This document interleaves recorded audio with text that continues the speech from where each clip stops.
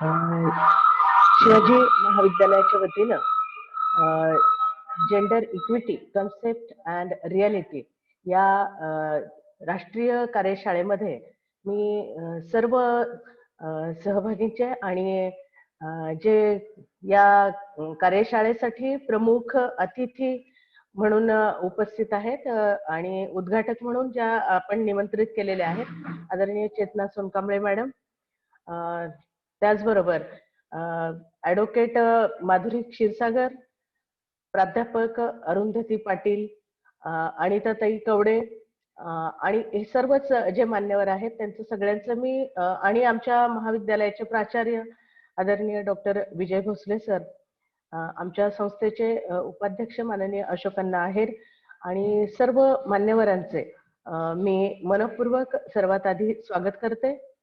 आपण 8 मार्चच्या निमित्तानं महाविद्यालयाचं IQACच्या अंतर्गत अस्मिता फोरम ही जी समिती आहे या समितीच्या माध्यमातून आणि कन्नड नगरपालिकेचं महिला व बालकल्याण विभागाच्या वतीनं आपण ही कार्यशाळा इथे आयोजित केलेली आहे. ही कार्यशाळा घेण्यामागचा जो उद्देश आहे की आंतरराष्ट्रीय पातळीवर आज जागतिक महिला दिवस साजरा केला जातो. मुख्यतः महिलांच्या कामाचे तास कमी करावे यासाठी जो संघर्ष झालेला होता त्या संघर्षातनं पुढे जागतिक महिला दिवस ही संकल्पना विकसित झाली आणि त्या माध्यमातून जगभरामध्ये महिलांच्या प्रश्नाकडे लक्ष वेधलं गेलं. न्यूयॉर्कमध्ये सँडगर्स चौकात ज्या पद्धतीनं महिलांच्या हक्काचा जाहीरनामा मांडण्यात आला आणि जगभरातच महिला ही कशी शोषित आहे आणि तिचे काही वेगळे प्रश्न आहेत आणि त्या प्रश्नांची मानव म्हणून सोडवणूक झाली पाहिजे अशा स्वरूपाचा एक दृष्टिकोन विकसित होत गेला. 1975 मध्ये युनोनं जागतिक महिला दशक म्हणून जाहीर केलं आणि त्यानंतर भारतामध्ये सुद्धा महिलांचे प्रश्न, त्या प्रश्नांची सोडवणूक, त्यांच्या प्रश्नाच्या अनुषंगानं स्त्रीमुक्ती म्हणजे स्त्री सुद्धा मानव आहे, वुमन इज ऑल्सो ह्युमन आणि म्हणून ह्युमन राईट्स जे आहेत तिलाही मिळाले पाहिजे या अनुषंगाने स्त्री पुरुष समतेची चळवळ विकसित होत गेली. स्त्रीच्या प्रश्नाकडे ते केवळ स्त्रीचे प्रश्न आहेत असं म्हणून न पाहता ते मानवाचे प्रश्न आहेत. स्त्री मुक्तीचा लढा म्हणजे मानव मुक्तीचा लढा आहे. या भूमिकेतून जे वेगवेगळे उपक्रम सुरू झालेले आहेत त्याचाच एक भाग म्हणून अस्मिता फोरमच्या वतीने आम्ही जेंडर इक्विटी ही कन्सेप्ट घेऊन ही कार्यशाळा आयोजित केलेली आहे.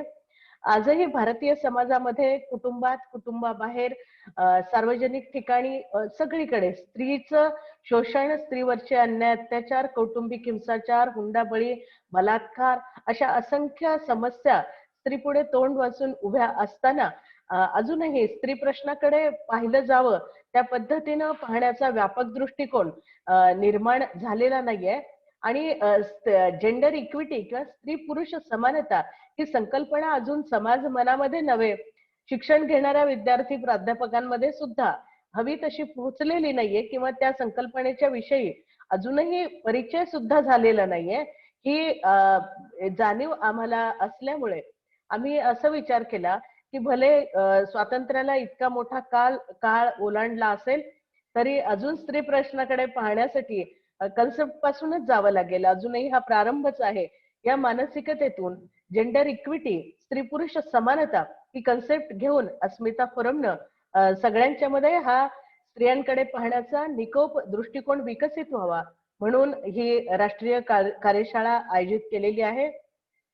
आमच्या महाविद्यालयाचे प्राचार्य, आमचे संस्थाचालक आणि IQAC सेलचे आमचे जे डॉक्टर मातकर सर आहेत या सगळ्यांची त्या संदर्भात एक सकारात्मक भूमिका असल्यामुळे आम्ही हा कार्यक्रम या ठिकाणी घेण्याचं ठरवलंय आणि कार्यशाळेच्या माध्यमातून स्त्रियांच्या प्रश्नांकडे आणि स्त्री पुरुष समतेचा जो विचार आहे तो अधिक व्यापक पद्धतीने समाजामध्ये स्वीकारला जाईल, समाजात हस्तांतरित करता येईल या भावनेतनं ही कार्यशाळा घेतलेली आहे. आणि जे सगळे मान्यवर तज्ञ रिसोर्स पर्सन ज्यांनी येण्याचं कबूल केलं आणि जॉईन झालेले त्यांचं पुन्हा मी मनपूर्वक ऋण व्यक्त करते आणि ही एक समाज प्रबोधनाचीच कार्यशाळा आहे असं या प्रसंगी व्यक्त करते. सगळ्यांचं स्वागत करते आणि थांबते. धन्यवाद.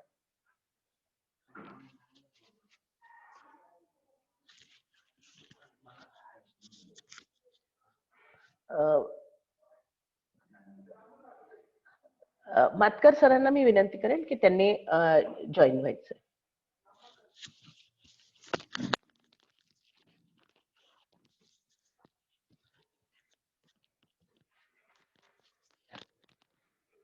तुमच्या मोबाईलवर सांगा.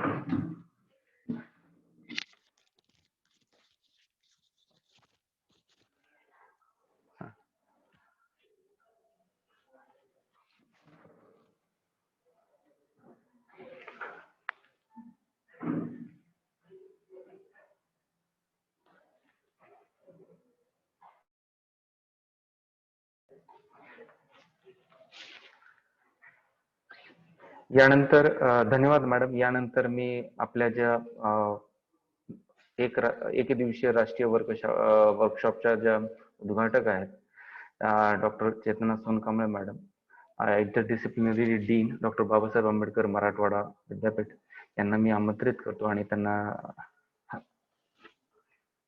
हॅलो एक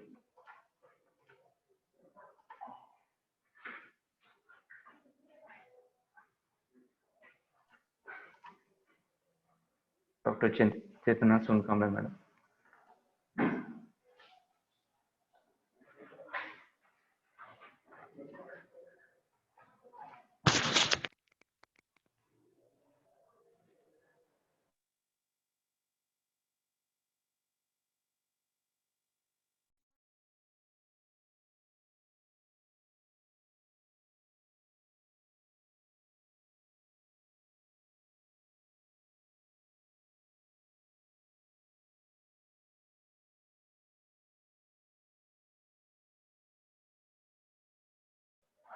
मॅडम आपला आवाजही येत नाहीये.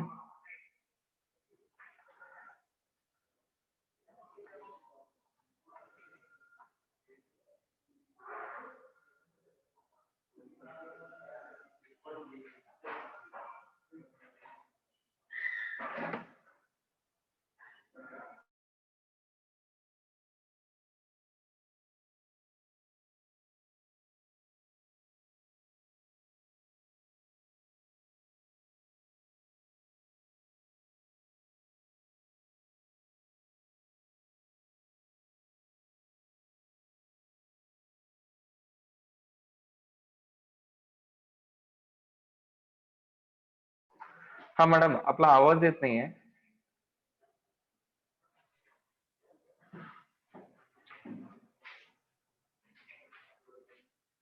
Hello.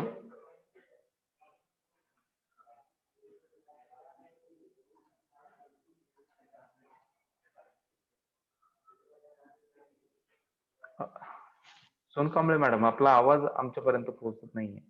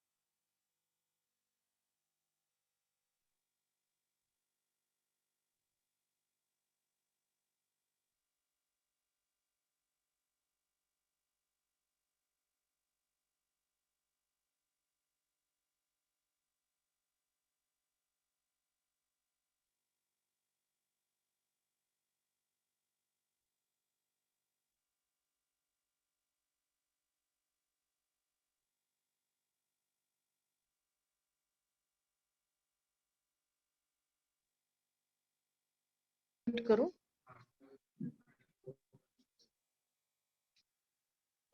Hello,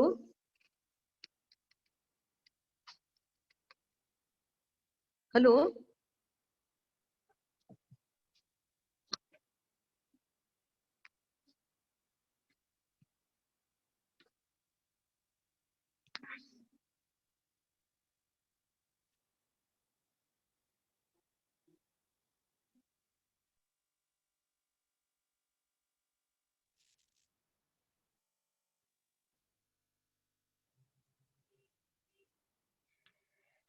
Am I audible?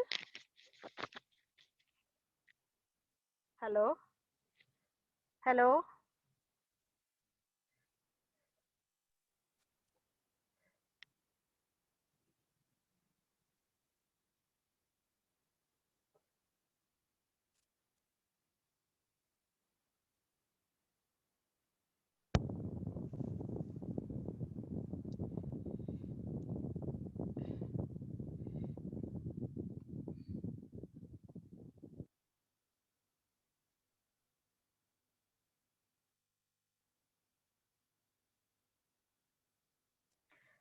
Am I audible?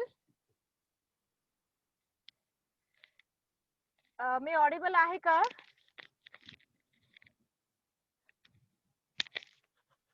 Madam,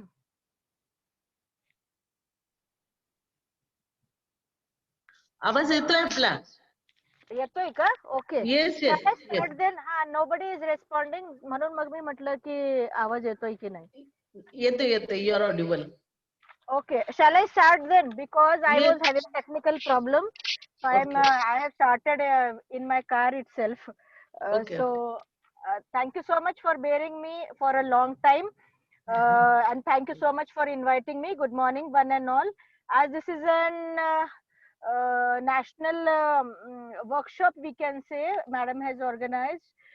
So I will deal few of the points in English as well as few of the points in Marathi. Good morning and very happy Women's Day to one and all. And today we are all here for one day online national workshop on gender equity, concept and reality. On this auspicious day of International Women's Day, organized by Asmita Forum and Internal Quality Assurance Cell in collaboration with Women and Child Welfare Development, Kannada.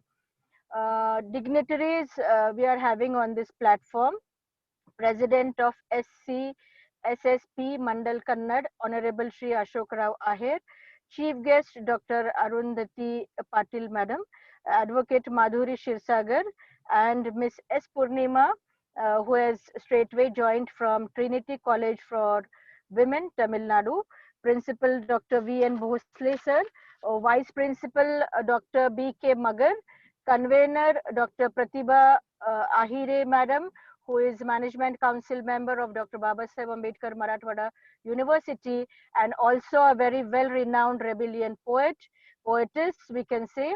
Co-convener Dr. Vijay Matkar, and organizing committee members and my dear participants.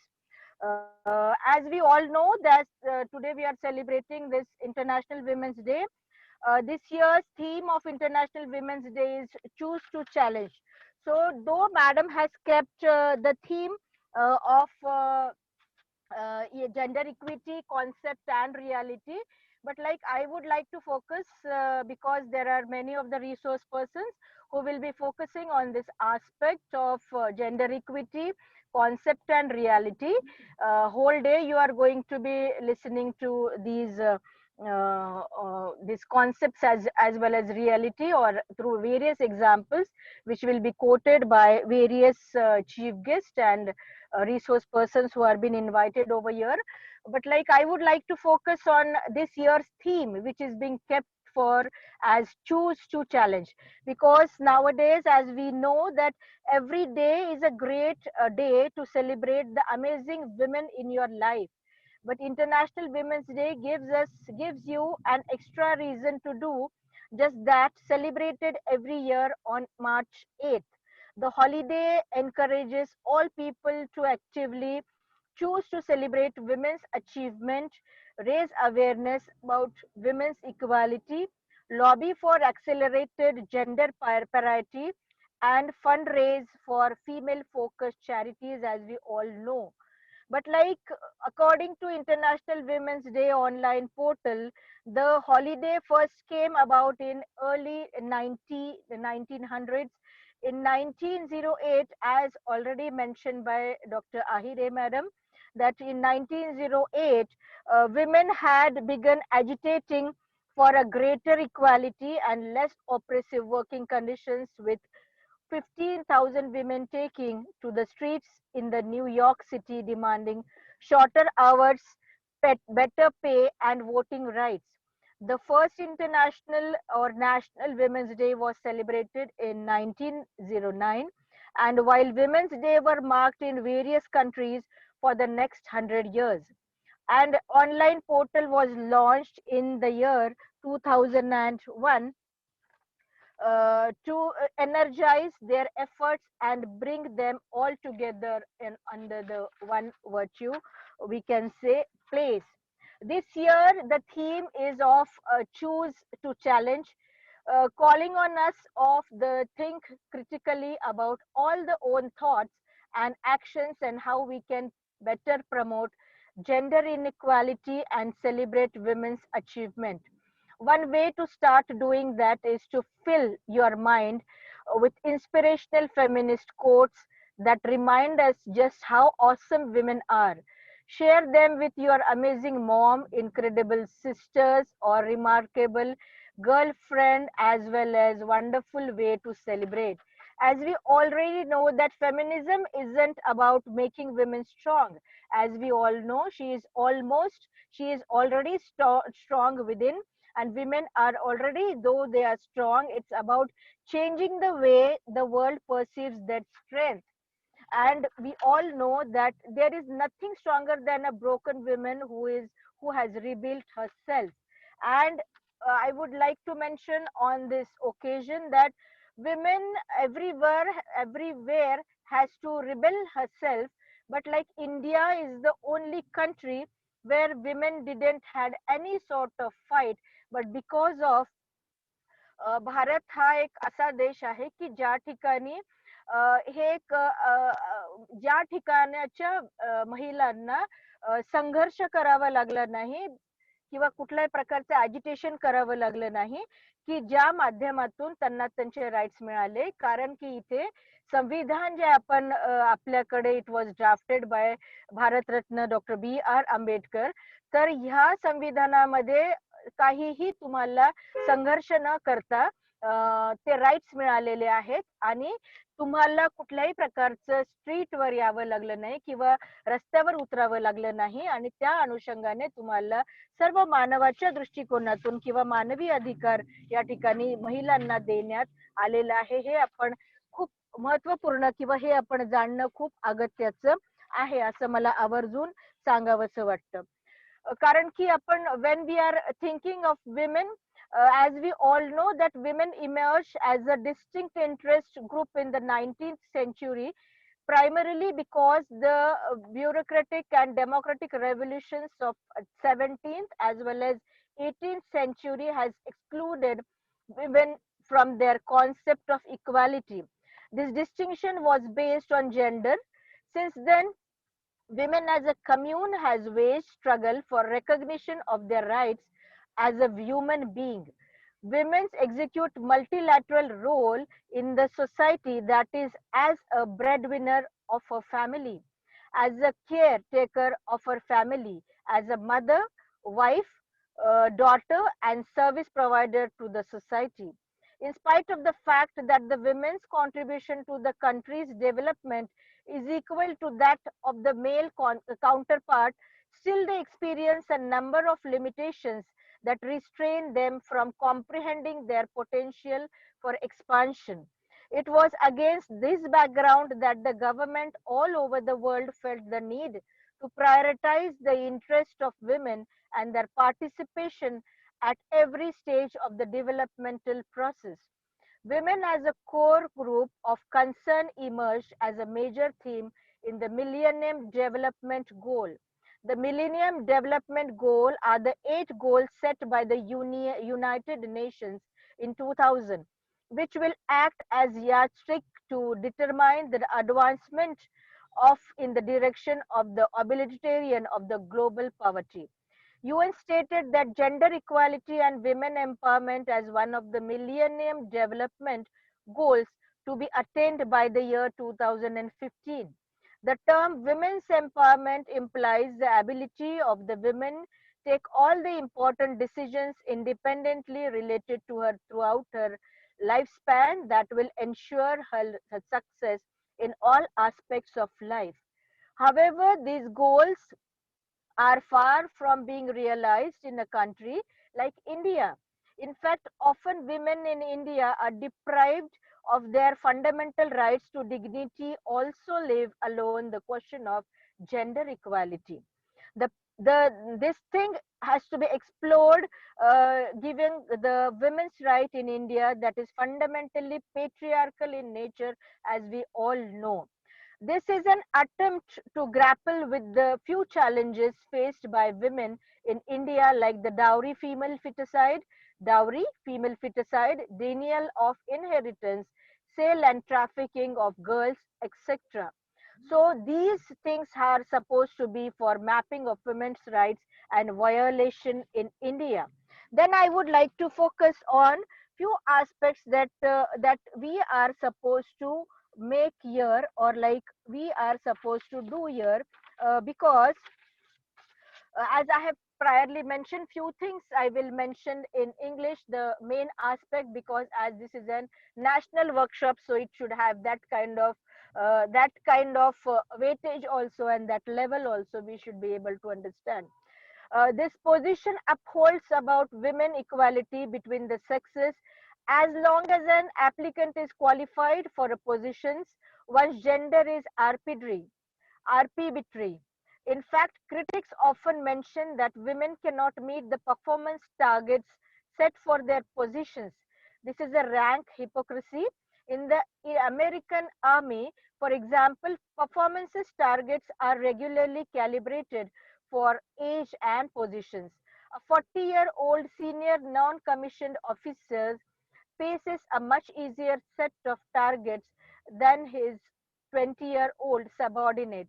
Yet both are deployed in an active combat role, as we all know. Women are equal to men in the armed forces, but they are not the same as men.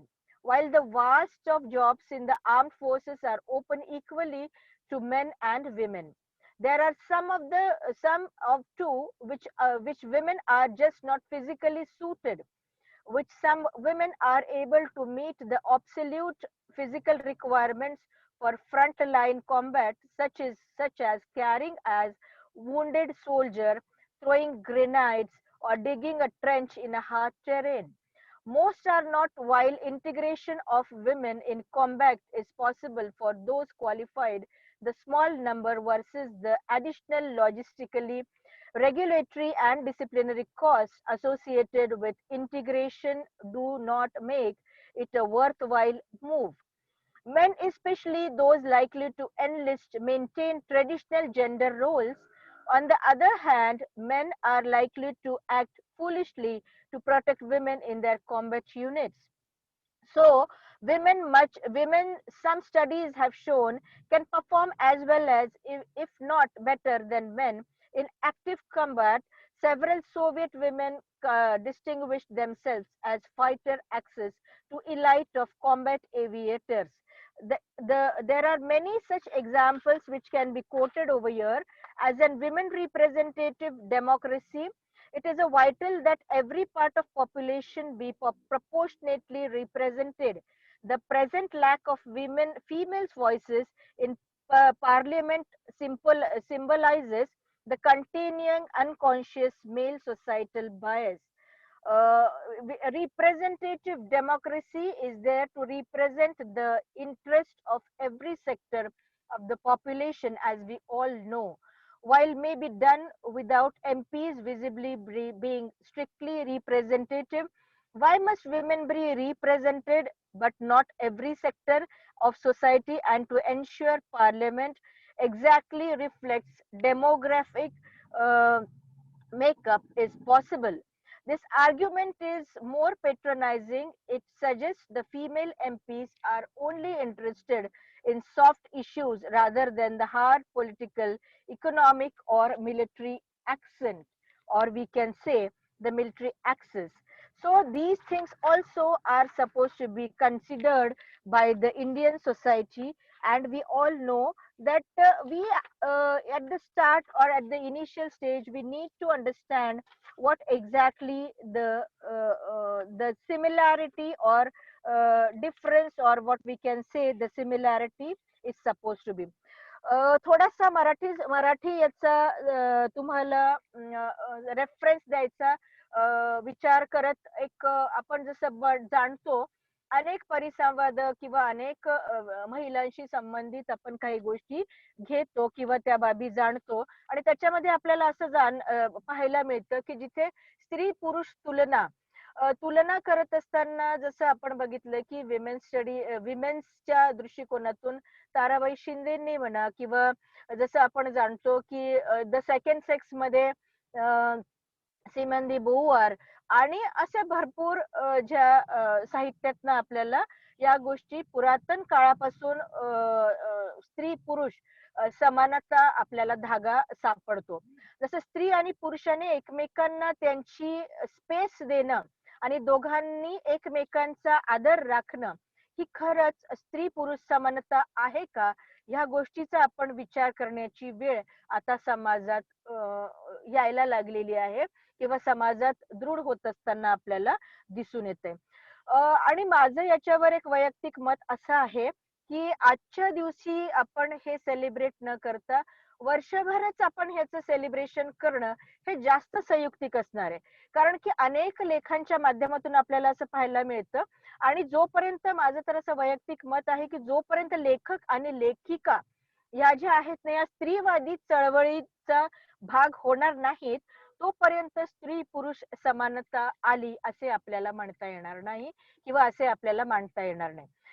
याचं उदाहरण सांगायचं झालं तर अशा पद्धतीने मी सांगू शकेल की म्हणजे आपण जसं बघतो की ज्या ज्या गोष्टी किंवा ज्या ज्या अटी शर्ती या पुरुषांना ज्या खुलेआम किंवा खुलेपणाने ज्या करू शकतात त्या स्त्रिया करू शकतात अथवा नाही याच्यावर आजही प्रश्नचिन्ह आहे. बऱ्याचदा आपण बघतो की जसं आता आपण जाणतो की उदाहरण आपल्याला अजून याचं एक देता येईल की जिथे स्त्री पुरुष समानता ही फक्त दाखवण्याच्या माध्यमातून नाही, it should be a thought which has to be executed by each and every person or citizen of India. तर त्याचं उदाहरण एक सांगू शकते मी की ज्या ठिकाणी आपल्याला अधिकार महिलांना देण्याच्या दृष्टिकोनातून आपण कुठले कुठले अधिकार त्यांना आपण देतो या गोष्टीचा आपण विचार करणं खूप महत्वाचं आहे. आपण तिला अधिकार देत असताना कुठल्या बाबीचा विचार करतो तर तिला आपण कधीही आपल्या घराच्या प्रॉपर्टीमध्ये, घराच्या शेअर्स मध्ये किंवा बँकेच्या शेअर्स मध्ये, बँकेच्या अधिकारामध्ये, व्यवहारामध्ये किंवा अजून आपण म्हणू शकतो की घरावर जे इथे भास्कर पेरे पाटलांचं गाव तुम्हाला पाटोदा हे माहिती असेल आणि पश्चिम महाराष्ट्रामध्ये कोल्हापूर जवळून एक 43 ते 45 किलोमीटरवर एक गाव आहे, शेळकेवाडी त्याचं नाव आहे. त्या ठिकाणी प्रत्येक घरावर महिलेचं नाव लिहिलेलं आहे पहिल्या याच्यावर आणि दुसऱ्या याच्यावर पुरुषाचं नाव आणि खाली त्यांच्या मुलांची नावं आणि महिलांच्या नावावर 7/12 किंवा त्या घराची प्रॉपर्टीचे कागदपत्र सगळे आहेत. ही अतिशय उल्लेखनीय बाब आहे. ही आपल्याला शहरातनं तशा जाणवत नाही किंवा आपण बघतो की ग्रामीण भागामध्ये पाटोद्यासारखं गाव त्या ठिकाणी सुद्धा हे जाणवतंय किंवा पश्चिम महाराष्ट्रामध्ये मी जसं सांगितलं की 1000 ते 1500 किंवा 2000 पर्यंत लोकसंख्या त्या गावाची असेल.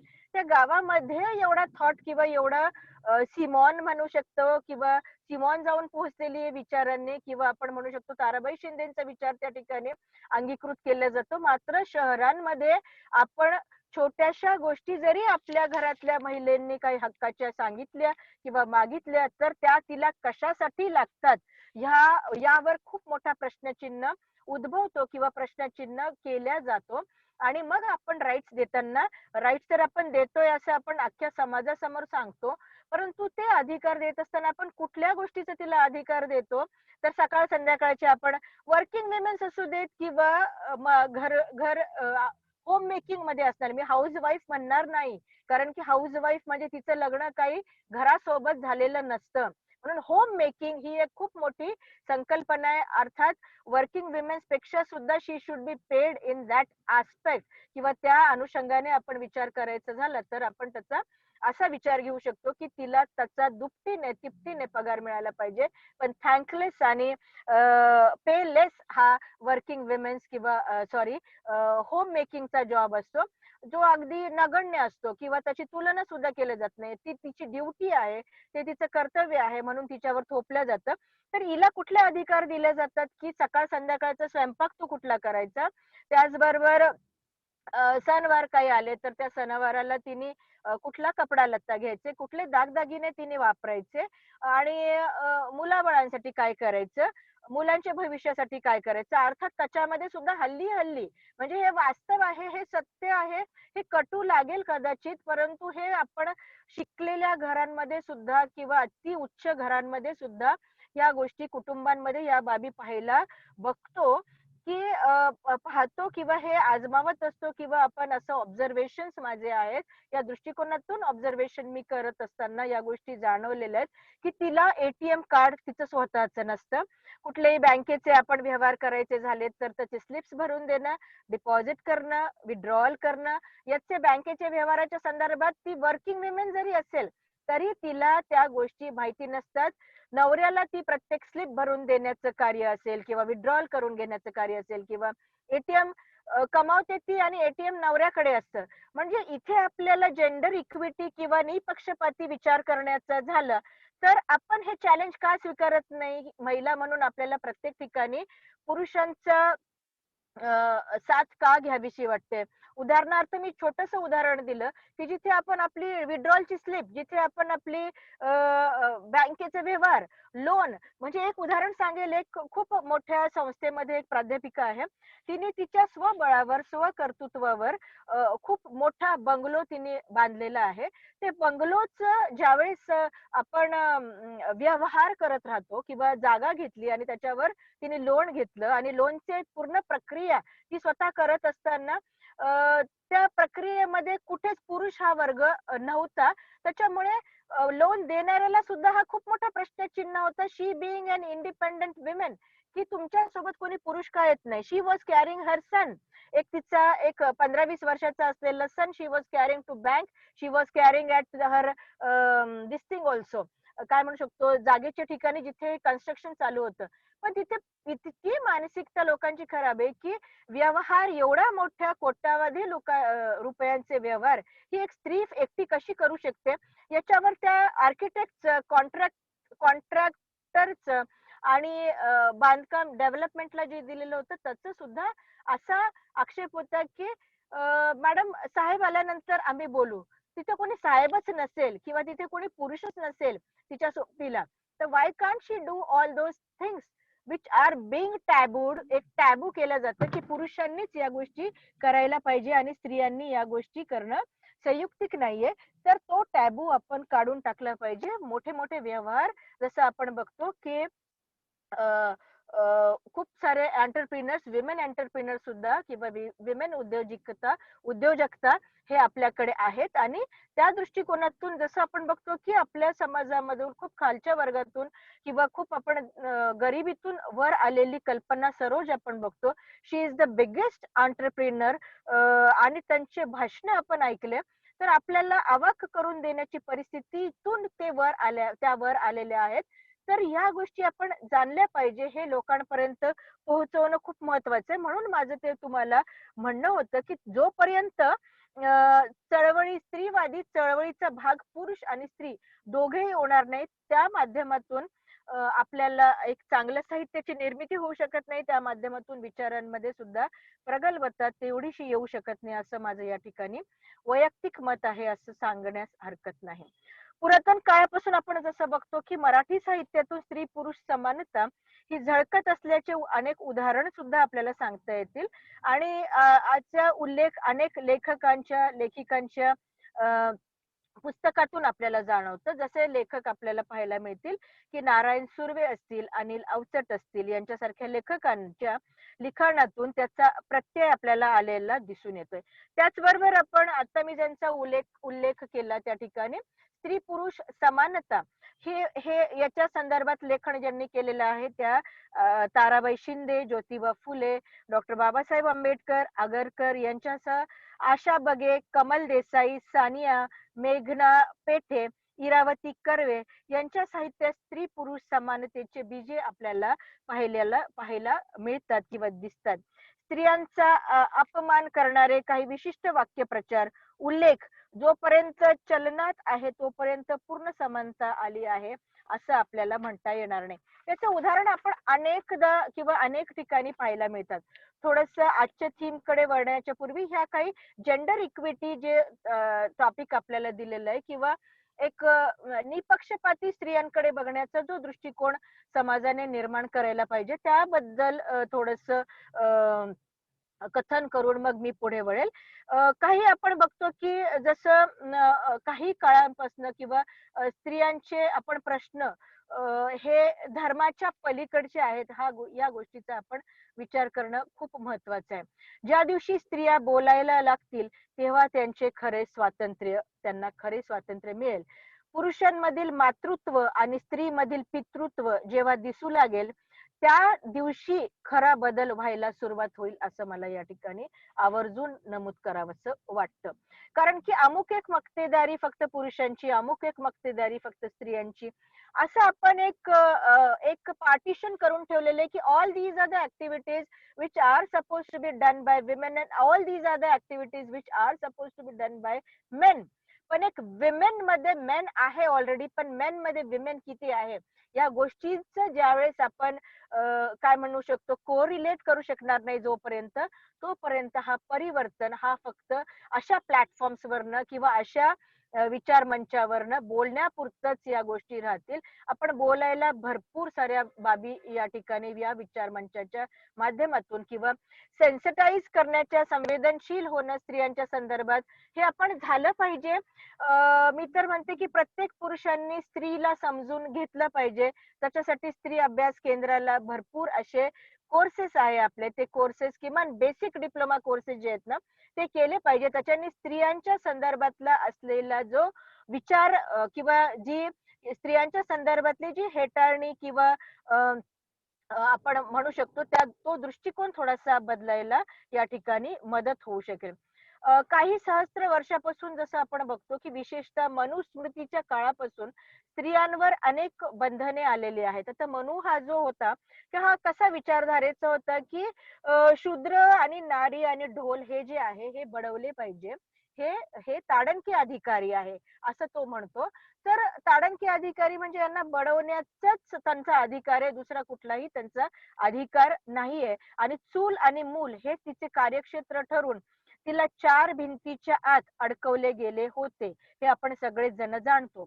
दुबळी अबला अशी तिची हेटाळणी करून अनेक गोष्टी तिच्या वाट्याला त्या ठिकाणी दिल्या गेलेल्या आहेत. स्वामिनी कोणत्या शब्दातील बंधन टाकले जात असे आणि दागिन्यांनी मडलेली अर्धांगिनी कुणी आपल्या प्रतिष्ठेचे प्रतीक मानत असत असं देखील मनूच्या भरपूर लेखनामधनं त्या ठिकाणी जाणवतं. पुन्हा ती आपल्या पायाची दासी असे वाटे.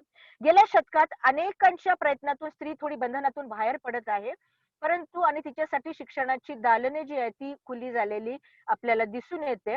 आणि खुली झाल्यावर तिने आपल्या प्रगतीचा वेग वाढवला तर आहे, परंतु मानवी जीवनातील कोणते क्षेत्र तिला आता नवे राहिलेले नाहीये हे देखील आपण जाणले पाहिजे. पुरुषांच्या बरोबरीने ती प्रत्येक क्षेत्रामध्ये अगदी रणांगणावर देखील ही आपली कर्तबगारी गाजवत आहे. आजही स्त्री मुक्त आहे का असे म्हणता येईल का हा खूप मोठा प्रश्न आहे. जसे आपण बघतो की रणांगण अनेक गाजवलेली आहेत. उदाहरण एक तुम्हाला द्यायचं झालं तर अहिल्याबाई होळकर या ज्या होत्या यांनी त्यांच्या पतीच्या पश्चात आपल्या सासऱ्यांसोबत अनेक अशा लढाया त्यांनी जिंकलेल्या आहेत किंवा राज्यकारभारामध्ये त्यांनी त्या ठिकाणी राज्यकारभार सांभाळलेला आहे आणि अनेक लढायांमध्ये त्यांनी आपल्या सासऱ्याला साथ दिलेली आहे. परंतु अहिल्याबाई होळकर तशा पद्धतीने पोर्ट्रे केल्या जातात का कुठे? तशा पद्धतीने पोर्ट्रे केले जात नाही. दिस इज द रियालिटी. आपण पाठ्यपुस्तकातनं अहिल्याबाई होळकर एक शिवलिंग घेतलेली, पिंड घेतलेली महिला त्या ठिकाणी आपण प्रोजेक्ट करतो. तर हे कितपत संयुक्त आहे? ती लढवय्या होती. तिने तिच्या पतीच्या पश्चात, that is the real women empowerment त्या काळामध्ये, ज्या काळामध्ये शक्य सुद्धा नव्हतं. परंतु त्या काळामध्ये स्त्री पुरुष तुलना तसं पाहिलं तर पती गेल्यानंतर त्या काळामध्ये जे वागणूक विधवांना दिली जायची त्याच्या वरचा विचार त्यांच्या सासऱ्यांनी ठेवला आणि ते किती स्त्री पुरुष समानतेचा विचार फॉलो करणारे असणार आहे या दृष्टिकोनाचा आपण देखील विचार करायला पाहिजे. आणि मग अहिल्याबाई होळकर आपण कशा प्रोजेक्ट करायला पाहिजे? त्या सुद्धा रणरागिणी सारख्या हातात तलवार घेऊन असलेली अहिल्याबाई होळकरच्या प्रतिमा कुठेच आपल्याला पाठ्यपुस्तकात सुद्धा पाहायला मिळत नाही आपल्याला कुठल्या त्यांच्या अशा प्रकारचे स्टॅच्यूज देखील निर्मिती केलेली नाहीये. तर अशा पद्धतीने ती जरी कर्तबगारी गाजवत असली तर स्त्री म्हणून तिला ज्या प्रोजेक्शन्स किंवा पोर्ट्रेइंग जे केलं जातं ते टिपिकल माध्यम आहे किंवा त्याच्यामधून तुमची मानसिकता किती विकसित होण्याची गरज आहे हे या माध्यमातून आपल्याला दिसून येतं. त्याचबरोबर स्त्री मुक्तीच्या या प्रश्नाचा विचार करत असताना दोन वेगवेगळ्या पातळीवर हा विचार केला पाहिजे. शहरी स्त्री आणि ग्रामीण पातळीवरील स्त्रियांना ज्ञानार्जन केल्याशिवाय किंवा केल्यावर त्या शिक्षिका झाल्या, प्राध्यापक, प्राचार्य, डॉक्टर, इंजिनियर, वकील, न्यायाधीश, संशोधक, वाहन चालक, अधिकारी, मंत्री, पंतप्रधान, राष्ट्रप्रमुख ही झाल्या. पण अशी ही कामगिरी करणाऱ्या स्त्रिया आहेत किती? तर या मुठभरच आहेत.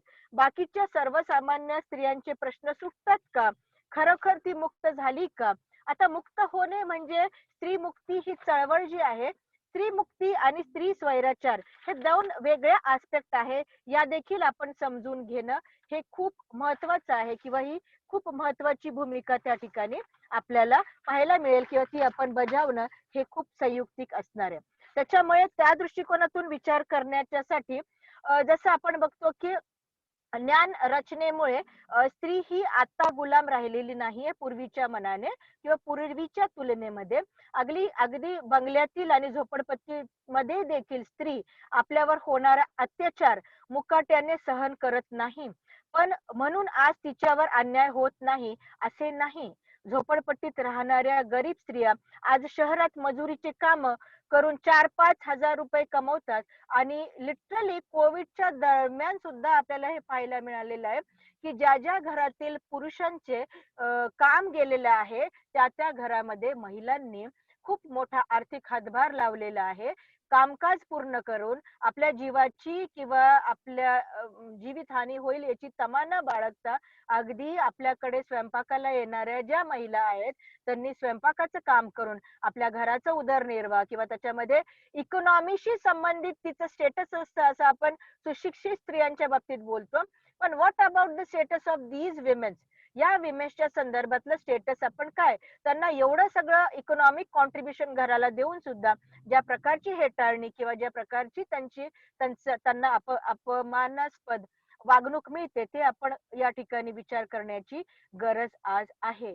त्यांनी आपल्या त्या काळामध्ये कोविड-19 पॅन्डेमिक मध्ये आपण बघतो की कुटुंबाची गुजरण, मुलाबाळांची सांभाळणी आणि प्रत्येकाच्या प्रसंगी वेळ पडला तर स्वतःच्या पोटाला चिमटा घेऊन मुलांच्या भविष्याच्या उज्ज्वल भविष्यासाठी त्या लढल्या आहेत आणि आजही लढतायत.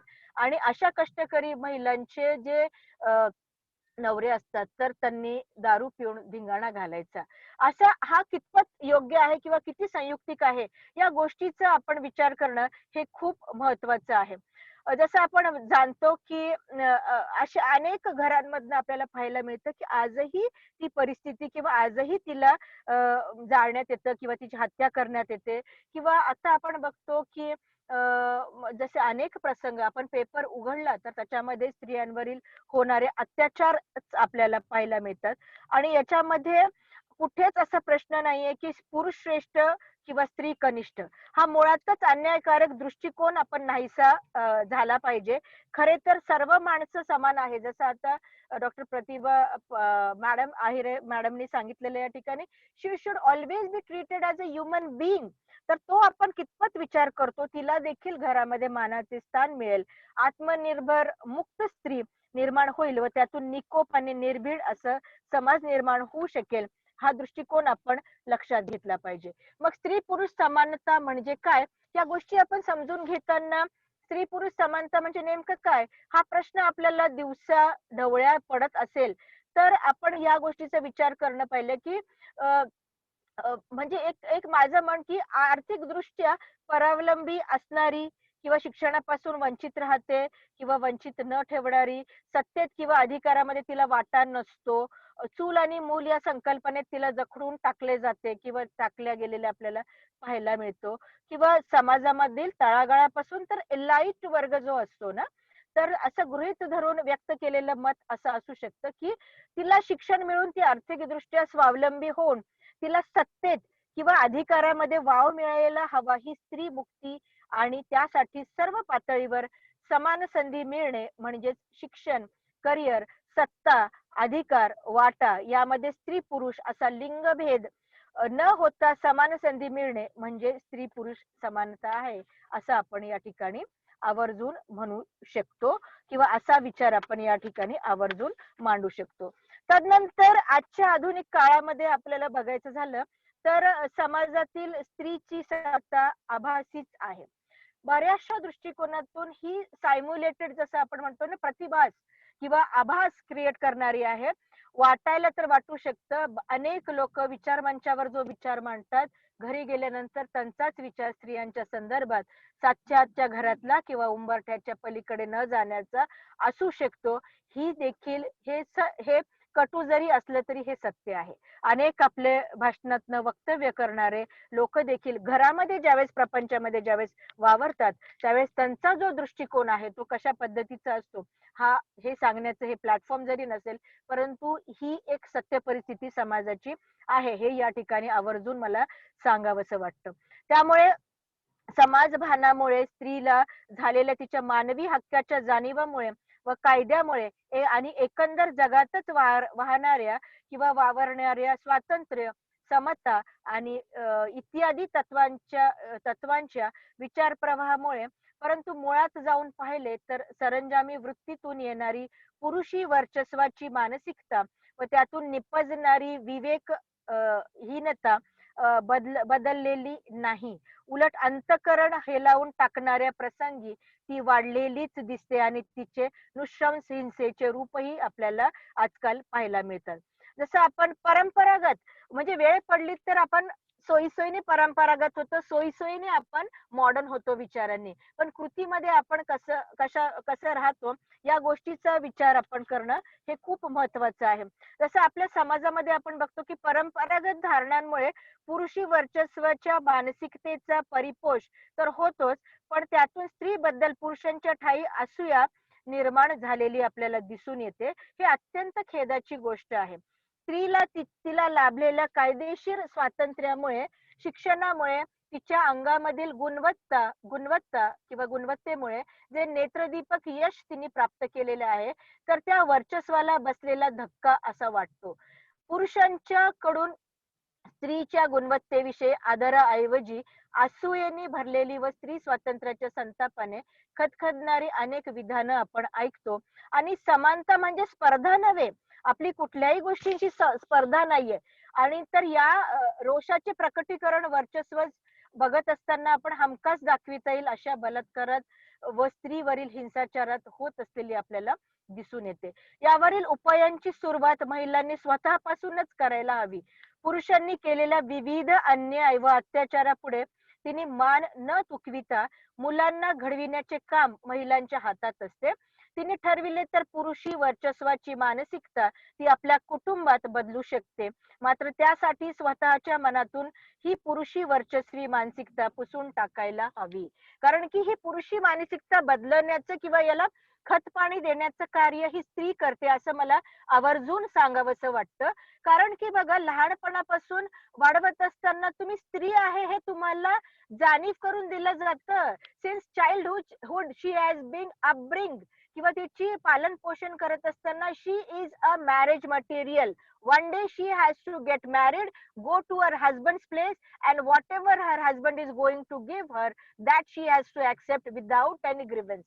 म्हणजे ते तिला मॅरेज मटेरियल म्हणून आपल्या समाजामध्ये वाढवल्या जातं, ना की असं की तू इंडिपेंडंट मोठी झाली पाहिजे, इंडिपेंडंट झाली पाहिजे, तू स्वयंनिर्भर झाली पाहिजे, तू स्वतःच्या पायावर उभी राहिली पाहिजे, तू स्वतः कमवती झाली पाहिजे. कारण की तिचं रिस्पेक्ट, तिची डिग्निटी, विमेनची रिस्पेक्ट, विमेनची डिग्निटी ही सर्वस्वी तिच्या इकॉनॉमीवर आधारित असते. ती कमवती असेल तर अख्ख्या कुटुंबामध्ये, अख्ख्या खानदानीमध्ये तिची जी डिग्निटी असते ती खूप वेगळ्या प्रकारची किंवा उच्चभ्रू असते, असं मला आवर्जून सांगावंसं वाटतं. These are my observation. म्हणून मुलींना वाढवताना तुला लग्न करायचंय किंवा मॅरेज मटेरियल म्हणून वाढवू नका, तर तुला इंडिपेंडेंटली जगायचंय.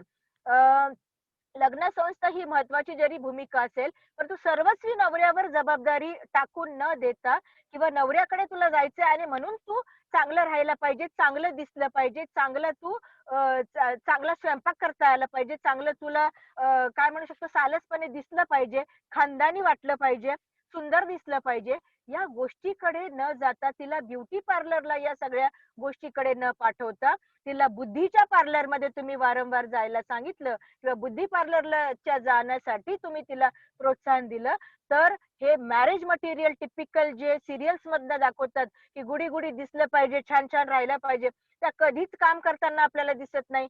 कधीच आपल्याला त्या थकलेल्या, हारलेल्या किंवा काय म्हणू शकतो आपण एक सर्वसामान्य स्त्री जी घरामध्ये दिसते आपल्याला, तसं एवढं नटून थटून त्या सिरियल मध्ये आपल्याला पाहायला मिळतात.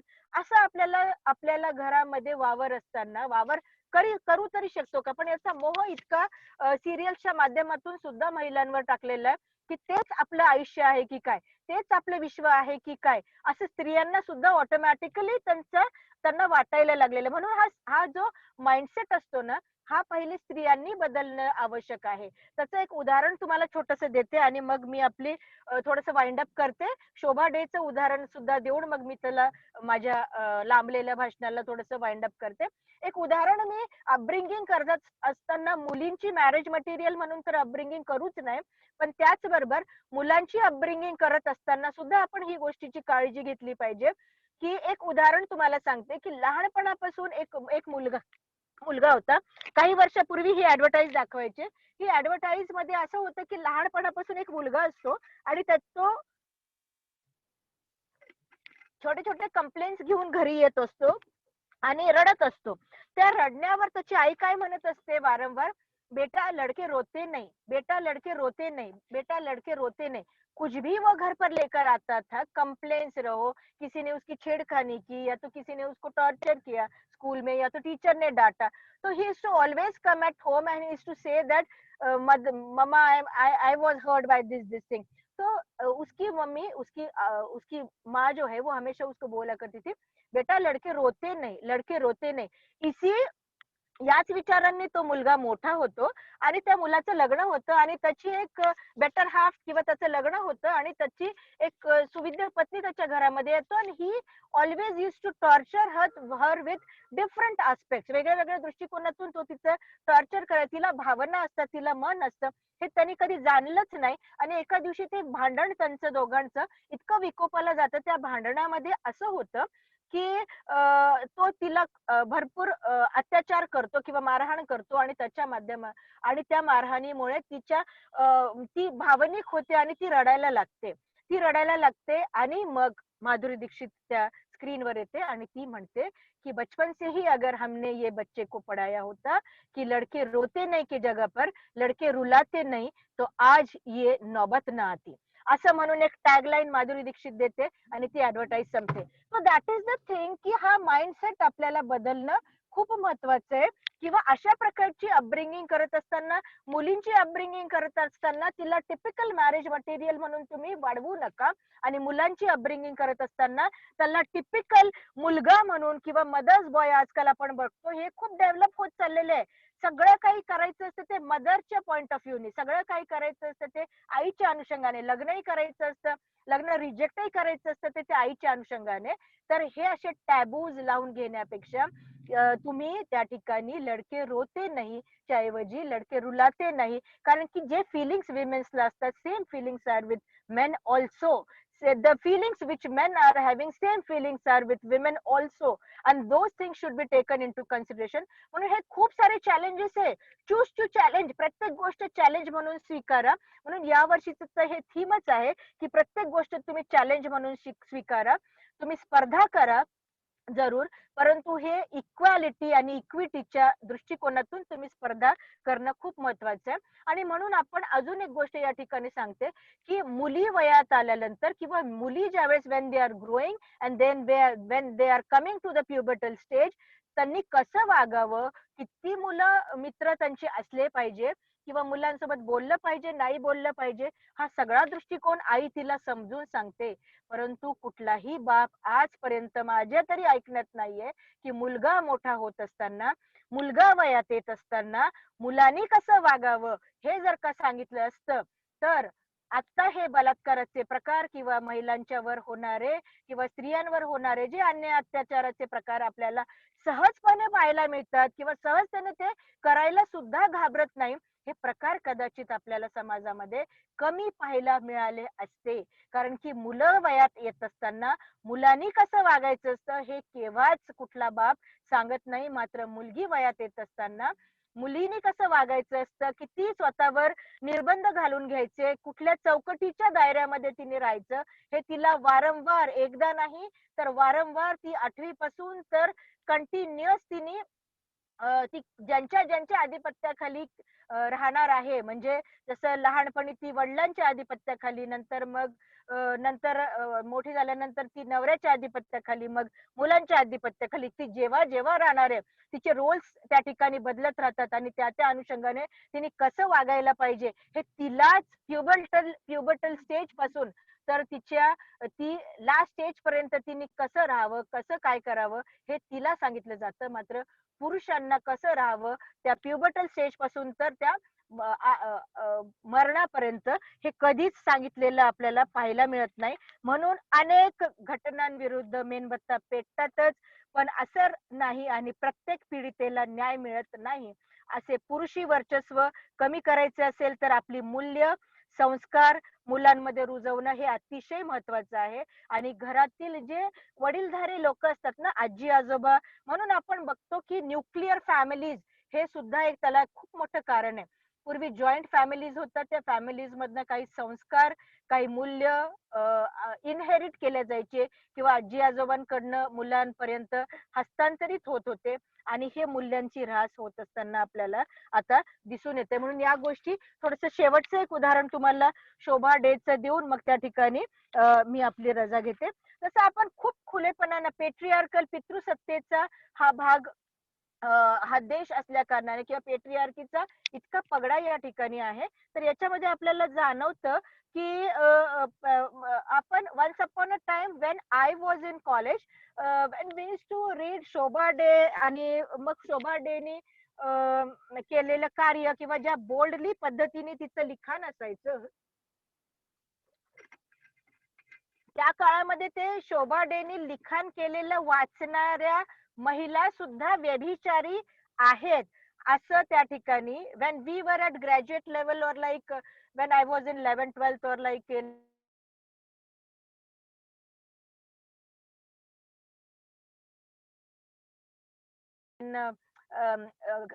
तुम्ही वाचताय म्हणजे तुमच्या विचारातीच खूप बोल्डली त्या ठिकाणी स्टेटमेंट केलं गेलेलं असतं. जसं मेन अँड विमेन रिलेशनशिपच्या संदर्भात शोभा डे खूप खुल्यापणाने त्या ठिकाणी लिहिते. त्याचे अनेक उदाहरण त्या ठिकाणी देता येईल आपल्याला, जसं sex and sensuality, social rules, women, हे सगळेच शोभा डेच्या नॉवेल्स मध्ये आपल्याला पाहायला मिळतं. Men and women relationship is an ingredient in human relationship. मानवी रिलेशनशिप मध्ये किंवा नात्यामध्ये स्त्री आणि पुरुष हे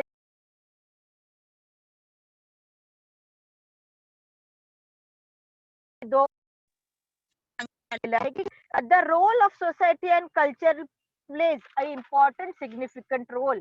म्हणजे समाज आणि समाज जो आहे तो याच्यामध्ये खूप महत्वपूर्ण भूमिका या ठिकाणी निभवतो. Again few things are being focused in Shobha De's. हे याच्यासाठी सांगते की आपण कायमच महात्मा फुले, माता रमाई किंवा ज्योतिबा फुले या त्या काळात सावित्रीबाई फुले, भारतरत्न डॉक्टर B.R. आंबेडकर यांनी केलेल्या कुठल्या म्हणजे स्त्रियांच्या संदर्भातले केलेले जे उत्थानाचं काम आहे किंवा जे प्रगती पथावर त्यांना नेण्याचं काम आहे हे तर म्हणजे याला तर तुलनाच नाहीये, परंतु त्यांचाच विचार थोड्याशा वेगळ्या पद्धतीने मांडणाऱ्या आधुनिक काळामधल्या स्त्रिया देखील आपल्याला माहिती होणं हे याच्यासाठी गरजेचं आहे की तिने फक्त पेस्ट्री लोकांसाठीच. Once upon a time it was also known about Shobha De that she is a writer of page 3 only, but my thought is that सर्वसामान्य स्त्रियांचे किंवा तिने स्वतःला पोर्ट्रे त्या ठिकाणी केलेलं आहे. विमेन म्हणून तुम्हाला कसं पोर्ट्रे केलं जातं हा दृष्टिकोन तिचा होता.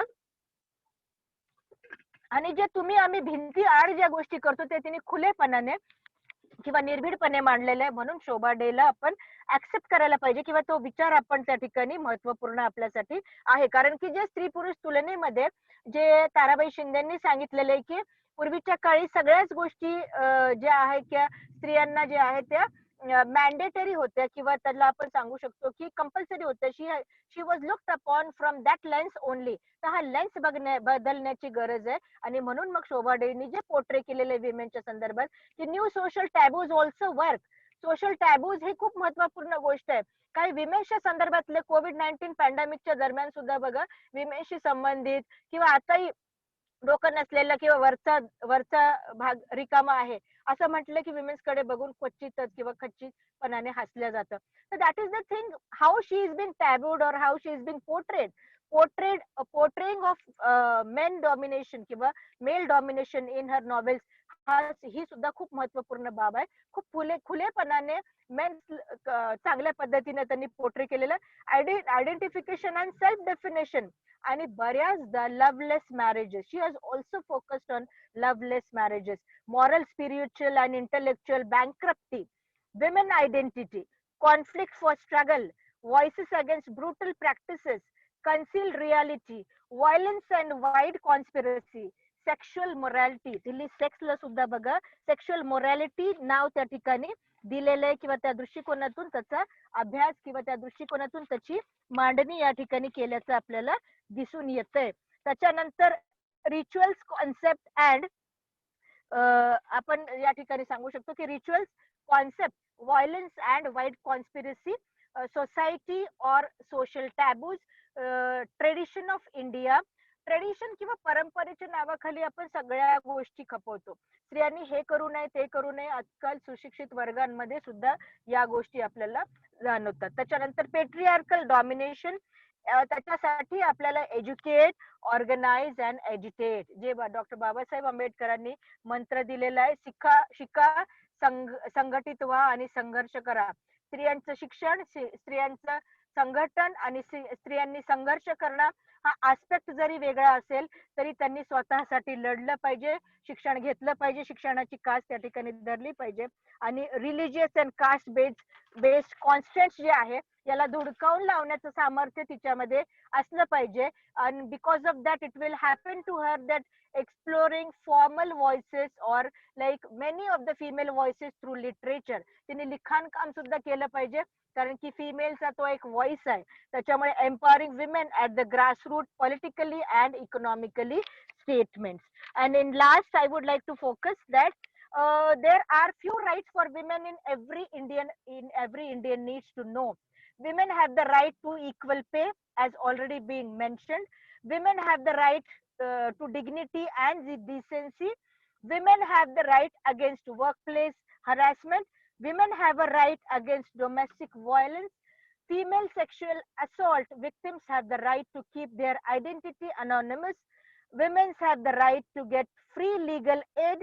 women have right not to be arrested at night, and all these are the challenges. That's why I'm focusing on this point, की हे सगळं चूज टू चॅलेंज जे थीम आहे या वर्षीचं, त्याच्यासाठी हे माहिती होणं खूप गरजेचं आहे की women have the right to register virtual complaints, women have the right against indecent representation, and women have the right against being stalked, and last is the women have the right to zero FIR. So all these are the rights which women have, and women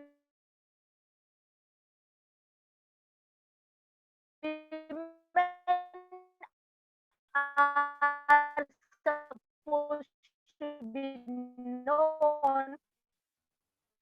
And with this second last concept of mapping of women rights violation, know that missing women was seen when he showed that as compared to men in the population focused by Professor Dr.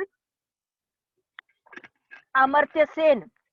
So all these things which are supposed to be challenges, dowry death has supposed to be decreased. This is also a challenge before the women. Then regarding the domestic violence, regarding the sati, even I would like to focus that Rajaram Mohan Roy is the pioneer of abolition sati movement किंवा सती. परंतु त्याच्यामध्ये आपल्याला त्यांच्या घरामधल्या स्वतःच्या वहिनीवर ज्यावेळेस सती जाण्याची वेळ आली त्यावेळेस या गोष्टींची प्रचिती त्यांना आली आणि त्यांना ज्यावेळेस सरणावर नेलं त्यावेळेस त्यांना he came to know he was sensitise regarding his sister in law, आणि तेव्हापासून त्यांनी हे फक्त बेंगॉल पुरतं त्यांना करायचं होतं, परंतु हे अख्ख्या भारताने ते स्वीकारल्यानंतर डॉक्टर राजाराम मोहन रॉयचं, अँड बिकॉज ऑफ दॅट सती प्रथा जी आहे ती बंद झालेली आपल्याला दिसते. But like in many cases आता तुम्ही बघितलं की स्त्रीला प्रूफ करावं लागतं. सोलापूर इथे एक स्त्रीला प्रूफ करावं लागलं की ती किती पतिव्रता आहे, म्हणजे एक गरम तेलामध्ये तिला हात घालून किंवा सिद्ध करावं लागत आहे आजही. म्हणजे आपण खूप रामायण महाभारताच्या ज्यावेळेस कथा ऐकतो तिथे एक पुरुषोत्तम मर्यादा आपण म्हणतो, तरी पण रामाने पुरुषोत्तम मर्यादा असल्यानंतर सुद्धा एका परिटाचं ऐकून तिला सीतेला जे आहे ते अग्नी परीक्षा द्यायला सांगितली. त्याचप्रमाणे आजही काही परिस्थिती बदललेली नाही. एका समाजामध्ये पारधी समाज आहे, तो सोलापूरच्या जवळ परवाच्या दिवशी व्हिडिओ खूप तो व्हायरल झालेला आहे. त्याच्यावरून सांगायचं वाटतं की आजही काही स्त्रियांसाठी परिस्थिती बदललेली नाही. त्याच्यामुळे सती जाण्याचा प्रकार कदाचित बदलले असं, पण she has to prove every time on behalf for सेल्फ. त्याच्यामुळे this is also a challenge. Child marriage is also a challenge. Preference for a son, तिच्या वूम्ब मध्ये किंवा तिच्या काय म्हणू शकतो आपण तिच्या उदरामध्ये कुणी जन्म घ्यायचाय हे ठरवण्याचं, कुणी घ्यायचं किंवा नाही, केव्हा घ्यायचंय हे ठरवण्याचा अधिकार सुद्धा तिच्या कुटुंबातल्या सगळ्या सभासदांचं असतं. परंतु जी बॉडी जे युट्रस तिचं आहे त्याच्यावर तिचा स्वतःचाच राईट नाहीये. मग आपण स्त्री पुरुष समानता कुठे म्हणू शकतो? This is also a challenge. Female foeticide, education, then forced evictions and exclusions, and sexual harassment at their workplace, rape, then societal violence against women, and protection of human rights by the Constitution of India. So we have to do little bit of strategies सांगून मग आपली रजा घेते मी. The women in India are positioned at a receiving end primarily because they have remained ignorant of their fundamental civil and constitutional rights. Patriarchal system impinges on every sphere of women's life. In such a situation, often a majority of them are forced to accept the traditional practices that are determinantal for both their and their children's development. Although women have acquired a level of financial and political autonomy and consciousness about their rights, yet they experience helplessness in bringing about basic changes for eliminating gender equalities from the society. So all this was from my side regarding today's international celebration of Women's Day. But I think that त्या दिवशी पण याची पूर्तता होईल. आपण बघतो की प्रत्येक विमेन्स डे ला women has to speak about women. but it will be more rational or more justified or more truthful if men speaks about women on the eve or on the occasion of International Women's Day or Women's Day as a whole.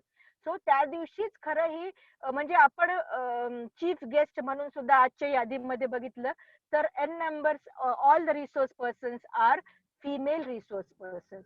But if men are going to speak, मेन्सच्या लेन्सनी सुद्धा आपण हे फिमेलच्या दृष्टिकोन कसा वाटतो हा दृष्टिकोन आपण तपासणं किंवा फिमेलच्या बाबतीत काय वाटतं हा दृष्टिकोन सुद्धा आपण तपासला पाहिजे. आपला तो माइंडसेट सुद्धा विमेन्सच्या बाबतीत कौतुक करणं किंवा स्तुती करणं किंवा हा माइंडसेट चेंज करायला पाहिजे असं सांगणं, पण मेन्सच्या दृष्टिकोनातून सुद्धा हा लेन्स विमेन्सच्या युनिटीच्या इक्विटीच्या संदर्भात, इक्वॅलिटीच्या संदर्भात, जेंडर सेन्सिटायझेशनच्या संदर्भात कसा असतो त्या गोष्टी आपण जाणल्या पाहिजे किंवा त्या बाबी आपण पूर्तता केली पाहिजे. त्याच्या संदर्भात एक शेवटची कविता आपल्या समोर प्रस्तुत करते आणि मग आपली रजा घेते. स्त्री पुरुष समानता होऊन जाऊ दे इथेही स्त्री पुरुष समानता. सोबत तिकटाची पुडी घेऊन फिरणं सोड आता. सोबत तिकटाची पुडी घेऊन फिरणं सोड आता. तुम्ही पेट्रोलची बाटली ऍसिड किंवा चाकू घे हाता. तू ही पेट्रोलची बाटली ऍसिड किंवा चाकू घे हाता. रक्षण स्वतःच तूच करणं स्वतःच. रक्षण तूच करणं स्वतःच. स्वतःचा त्राता तूच हो स्वतःचा त्राता. चल पोरी होऊन जाऊ दे इथेही स्त्री पुरुष समानता. हे घे जीव बिंधास छळत असेल कोणी काड बांगड्या पूस आधी डोळ्यातले आसू किंवा पाणी. कर एखादी जेलची वारी नुसत्याच कोर्टाच्या खेट्या घालण्यापेक्षा चल पोरी होऊन जाऊ दे इथे स्त्री पुरुष समानता. तसंही सांग कुठे होतं तुझ्या अपराधाला शिक्षा. तसंही सांग म्हणजे इथे आपल्याला खैरलानीचं उदाहरण आणि अनेक अशी उदाहरणं सांगता येईल की तसंही सांग कुठे होतं तुझ्या अपराधाला शिक्षा. निरपराध तुझं आयुष्य नरक त्यापेक्षाही नुसतंच तुझं जळण्यापेक्षा चार चौघांना कर चौरंगा. चल पोरी होऊन जाऊ दे इथे ही स्त्री पुरुष समानता. एक एक ऐकलं का आजवर पुरुषांवर ऍसिड हल्ला. जाळून कुणी मेलाय असा झालाय का कधी कल्ला. कुठल्या क्षेत्रात तू मागे नाहीस या शिखरावर गाड झेंडा. चल पोरी होऊन जाऊ दे इथेही स्त्री पुरुष समानता. चल पोरी होऊन जाऊ दे इथेही स्त्री पुरुष समानता. So with this I would like to end with my extended speech. Thank you so much for giving me the opportunity to present my views on gender. It was not as a whole on gender equity, which was addressed over here in the form of concept and reality, but like it was more focused on the challenges or on the theme which is being given this year for International Women's Day, that is choose to challenge. There are n numbers of paths, n numbers of ways where women are supposed to be challenged. ते challenge केल्या जातात म्हणून ते challenges they have to accept and they have to move forward and create their own identity without taking the help of men, though it is her brother, real brother, or like favored brother, or like better half, or in the form of father. She has to grow herself independently. She has to maintain her identity, maintain her dignity in the house also and at the workplace also. With this thought, I would like to end and thank you so much. Thanks to the organizing committee for inviting me over here and for the presentation of my views. And thank you so much for giving to all of you for giving me a patient listening. And whole day you will be mesmerized through various thoughts which will be dealt by Dr. Arundhati Patil, and another resource person is advocate. So from legal point of view, she is going to emphasize her views on this International Women's Day. So thank you so much, Professor Dr. Pratibha Ahire Madam and all the organizing committee, convener, co-convener, principal, and all the dignitary authorities who have invited me over here on this occasion of International Women's Day. With this note, I would like to end with my speech. Thank you so much, and wish you once again, wish you all a very happy International Women's Day. Thank you so much.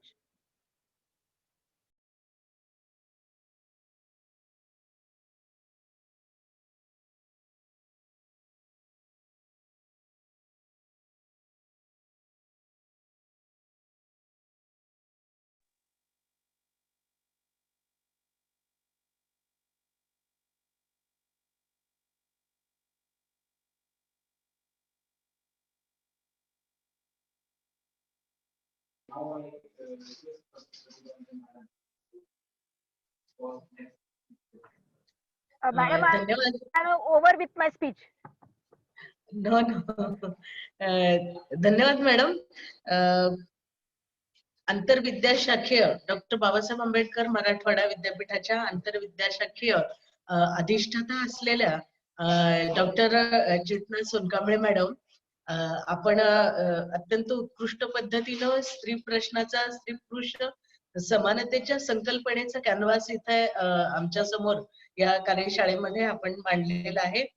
Madam MSc botany, MA English, MEd, PhD शिक्षण शास्त्रामध्ये झालेले आहेत. Information आणि technology मध्ये मॅडमचं specialisation आहे. मॅडमची 25 वर्ष सेवा झालेली आहे.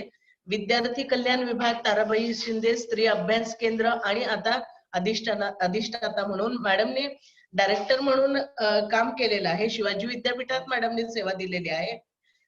35हून अधिक आंतरराष्ट्रीय पेपर्स मॅडमने प्रेझेंट केलेले आहेत. त्या PhDच्या मार्गदर्शका आहेत आणि स्त्री प्रश्नांवर त्यांचं म्हणणं अत्यंत महत्वाचं आहे आणि खूप सगळ्या अँगलने मॅडमनी मांडणी केली आणि चूज टू चॅलेंजेस हे जे थीम यावर्षी दिलेली आहे त्यावर भर देऊन खूप चांगल्या पद्धतीनं मांडणी मॅडमनी केली. मॅडम आपले आम्ही मनपूर्वक ऋणी आहोत आणि धन्यवाद मॅडम. यानंतर मी प्राध्यापक डॉक्टर अरुंधती पाटील यांना निमंत्रित करेन. डॉक्टर अरुंधती पाटील यांचं MA BEd झालेलं आहे. MSW त्यांनी केलेलं आहे. त्या LLB आणि PhD सुद्धा आहेत. त्यांचे असंख्य ग्रंथ प्रकाशित आहेत. वेगवेगळ्या राष्ट्रीय आंतरराष्ट्रीय परिषदांमध्ये त्यांनी पेपर प्रेझेंट केलेले आहेत. त्यांना विविध पुरस्कार मिळालेले आहेत. मानवलोक आणि मनस्विनी या त्यांच्या ज्या स्वप्न आहेत ते प्रकल्प जो आहे त्यामध्ये मनस्विनी प्रकल्प तर 50 गावांमध्ये स्त्री पुरुष समानतेच्या संदर्भातच एक मिशनरी पद्धतीनं त्या काम करत आहेत आणि वेगवेगळ्या समित्यांवर शासकीय आणि वेगवेगळ्या समित्यांवर मॅडमचं मोठ्या पद्धतीचं काम त्यांनी केलेलं आहे आणि स्त्री पुरुष समतेचं सूत्र घेऊनच समाजामध्ये सातत्याने ते काम करत आहेत आणि म्हणून अरुंधती पाटील मॅडमला या ठिकाणी आम्ही आमंत्रित करत आहोत की त्यांनी त्यांचे अनुभव शेअर करावेत. स्त्री पुरुष समतेच्या संदर्भात त्यांनी आम्हाला या कार्यशाळेमध्ये मार्गदर्शन करावं. Arundhati Patil. Thank you Pratibha.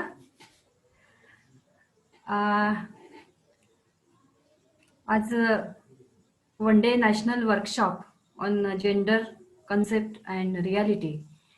I would like to congratulate the principal Shivaji College Arts and Commerce and Science for organizing such a wonderful webinar, and I would also like to extend my thanks to Pratibha and the convener of this webinar. I think I'm more comfortable in Marathi because the listener, the participants are, I think they are all from Maharashtra. So I think, shall I speak in Marathi or shall I continue in English? So Pratibha, please. In Marathi also, it is okay. Okay. Welcome. सुरुवातीला जागतिक महिला दिनाच्या सर्व माझ्या पुरुष आणि स्त्री मित्रमैत्रिणींना खूप खूप शुभेच्छा. खरं तर आजचा हा जो दिवस आहे हा दिवस निर्माण होण्यासाठी अनेक जणांचे म्हणजे स्त्रिया आणि पुरुष या दोघांचेही प्रचंड मेहनत प्रयत्न हे आहेत. कारण मी डॉक्टर बाबासाहेब आंबेडकरांना मानणारी आहे. मी सावित्री आणि फुलेंना मानणारी आहे. माझा हा विश्वास आहे आजच्या दिनी की ज्या घरामध्ये ज्योतिबा निर्माण होईल, ज्या घरांमध्ये जेव्हा ज्योतिबा निर्माण होईल तेव्हा स्त्रीची वेदना ही तिथे कमी होणार आहे आणि स्त्रीला माणूस पण हे येणार आहे. जागतिक महिला दिनाचा आजचा जर त्याने ब्रीद वाक्य ठेवलेलं आहे, चॅलेंजेस, चूज टू चॅलेंजेस, हे अत्यंत सार्थक आहे. आजच्या परिस्थितीमध्ये आपण पाहतो आहोत की म्हणजे मला जानेवारी 2021 नंतर अगदी आजपर्यंत ज्या घटना आपण पेपर उघडल्या की समोर येतात, फेसबुक, सोशल मीडियावरनं जेव्हा समोर येतात, तेव्हा असं जाणवायला लागतं की आता आपण परत मागे जातोय की काय. म्हणजे अथक, म्हणजे 12व्या शतकापासून जे अथक प्रयत्न वेगवेगळ्या लोकांनी, वेगवेगळ्या संतांनी, महापुरुषांनी, स्त्रियांनी स्त्रीला प्रतिष्ठेचं जीणं तिच्या वाट्यालाही यावं यासाठीचे प्रयत्न केलेले आहेत. आजपर्यंत अनेक वर्षांपासून आजची ही स्थिती बघितल्यावर असं वाटतं की आपण परत मागे जातोय का, मागच्या दिशेने वळलोय की काय आपण ह्या 21व्या शतकाला सामोरं जातोय की आपण त्याला पाठमोरं जातोय. हा प्रश्न या उद्विग्नतेतून आलेला आहे असं मला वाटतं. आणि म्हणून आजची जी थीम आहे, gender equality, concept and reality. Concept आता मॅडमनी सांगितली, म्हणजे आजच्या ज्या इनॉग्रल सेशन डॉक्टर चेतना मॅडम यांनी खूप व्यापक पद्धतीने आजचा एकूणच परामर्श या विषयाचा घेतलेला आहे. मी अकॅडमिशियनही आहे आणि मी काम करणारी आहे, जसं की आता प्रतिभा मॅडमनी ओळख करून दिली. म्हणून मला असं वाटतं की नुसतंच हे दिवस साजरे करणं केवळ हे योग्य नाहीये, पण साजरे होणंही आवश्यक आहे. त्या निमित्ताने एक मेसेज लोकांमध्ये जातो. पहा की एक 20 वर्षांपूर्वी मला आठवतं की त्यावेळी सोशल मीडिया नव्हता, साधी वर्तमानपत्र होती, प्रिंट मीडिया जास्त त्याचा इन्फ्लुएन्स होता. आणि अशा वेळी महिलांचं जे काम आहे, महिलांची जी वेदना आहे, ही समाजापुढे फारशी प्रगट होत नव्हती. पण आज सोशल मीडियाच्या माध्यमातून आपण अनेक लोकांपर्यंत पोहोचतोय. म्हणजे मला तर कधी कधी असं वाटतं की हे ऑनलाईन हे फार भारी माध्यम आहे. कारण आमचे क्लासेस आम्ही ऑनलाईन घेतो आहोत, त्याच्यामुळे मुलगा आमचा विद्यार्थिनी कुठेही असले तरी आम्ही तिला लोकेट करू शकतो. त्यामुळे ऑनलाईन हे माध्यम खूप चांगलं आहे. पण मला एकच असं वाटतं की आजचा हा दिवस साजरा करण्याची वेळ आम्हाला काय येतेय. एकीकडे हे दोन्ही म्हणजे नकारात्मक आणि सकारात्मक अशा ह्या दोन्ही बाजू आहेत. मला असं वाटतं नकारात्मक यासाठी आहे, it reflects that the situation of women is still not fair.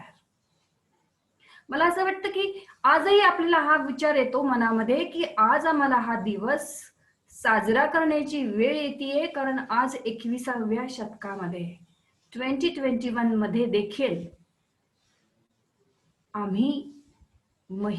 आम्हाला झगडावं लागतंय. आम्हीही माणूस आहोत यासाठी आम्हाला सतत या समाजापुढे यावं लागतंय. त्याच्यामध्ये समाज हा स्त्री आणि पुरुष यांनी सुद्धा